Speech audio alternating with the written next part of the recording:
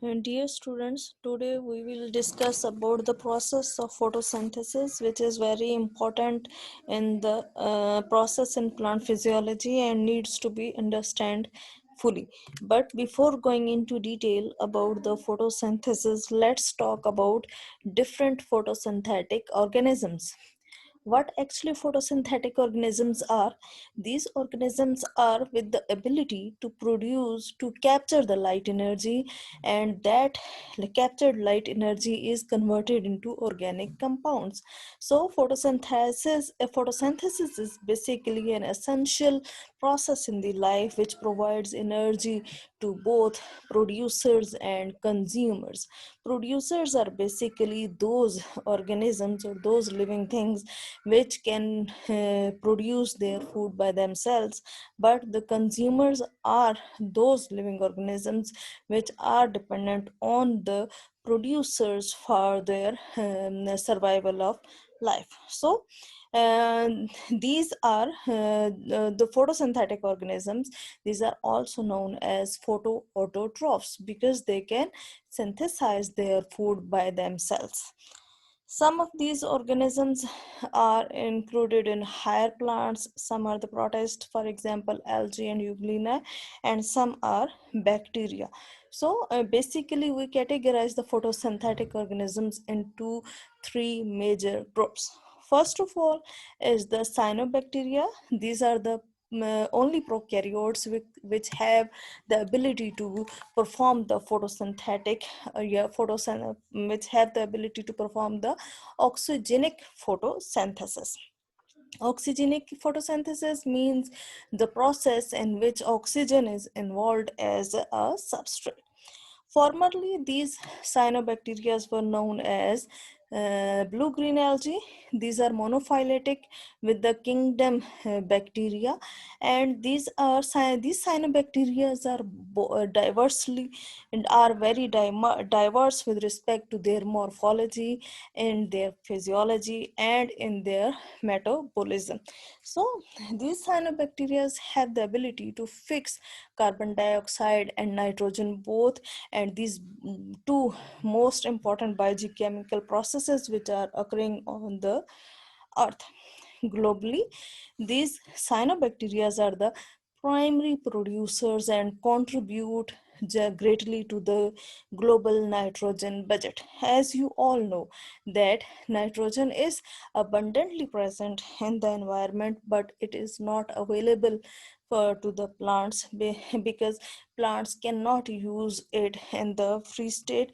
So if plants require that nitrogen should be converted into nitrates, and cyanobacteria basically play a role in the conversion of that nitrogen. Cyanobacteria are also exceptional because they are the representative which have the ability to do cell differentiation, which is unique among prokaryotes. As you all know that cell differentiation is very important in the evolution process. Many species reveal a remarkable flexibility and adapt to the wide range of environmental conditions. And this attribute to their metabolic versatility means if they are able to adapt to the wide environmental conditions, then this also requires the metabolic versatility, and which is the exception in the cyanobacteria. Cyanobacteria colonize most successfully in the illuminated environment on Earth, and which is many of which are considered to be hostile for life.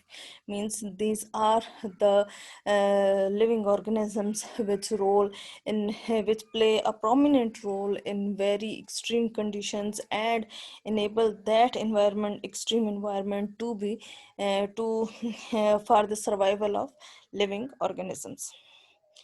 So after cyanobacteria, another photosynthetic organism is algae.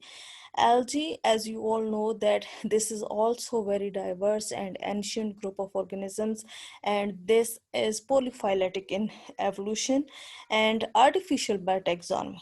The ability of these algae have the ability to perform aerobic photosynthesis. Aerobic photosynthesis means this process also require oxygen to do the process of photosynthesis.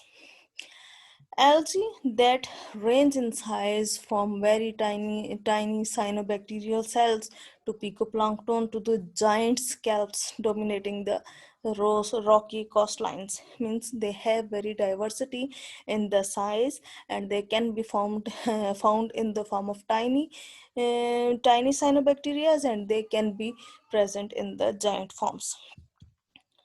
They also have the ability to settle the most diverse aquatic habitats, such as in hot springs and Arctic ice, live on and in the rocks and in various organisms.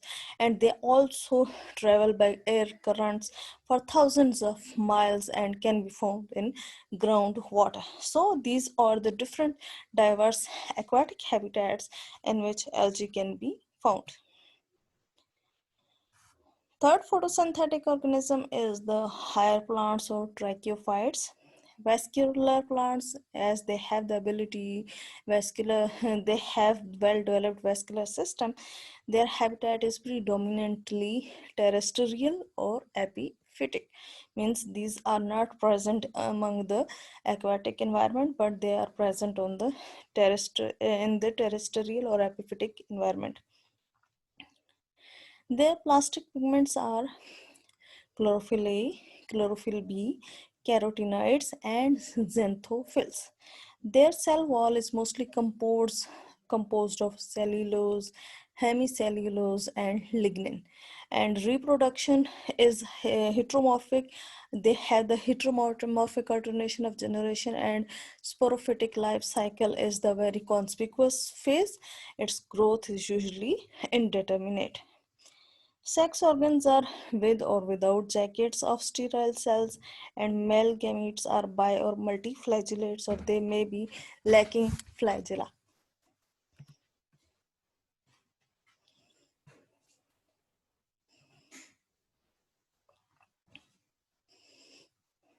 So, embryogeny is exoscopic, and embryo is mainly enclosed in the seeds. Spores can be rarely green, and this can be well defined, and they can be of on two sides with different sporangias, larger sporangia which is known as the megaspore, and smaller sporangia which is known as microspores. And mostly the megaspores are females and the microspores are male in reproduction. Specialized vegetative reproduction of the sporophyte is infrequent, and growth forms of predominant axial in case of higher plants. So they have different they have different specialized vegetative reproductions of the sporophyte. Thank you.